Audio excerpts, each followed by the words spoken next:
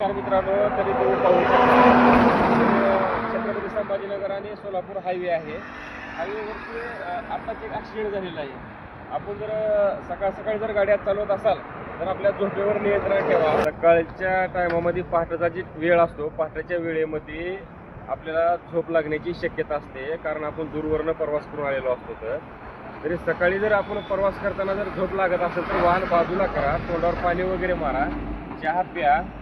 तरी जर झोप येत असेल तर थोडा वेळ 1 तासभर तिथं आराम करा. आराम करूनच वाहनं चालवा, कारण जेणेकरून अशी दुर्घटना होणार नाहीये. कारण ओव्हरटेक करू नका, स्पीड व्यवस्थित ठेवा. वळणं, ट्रॉफिकचे काही सिम्बॉल असतील ते सिम्बॉलचे पालन करा, कारण आपण जर स्पीड जास्त ठेवली तर अशी दुर्घटना होऊ शकते. त्याच्यामध्ये आपला जीव जाऊ शकतो.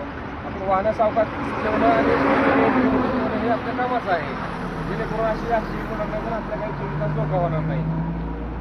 पुढे चालवताना सावकाश चालवा.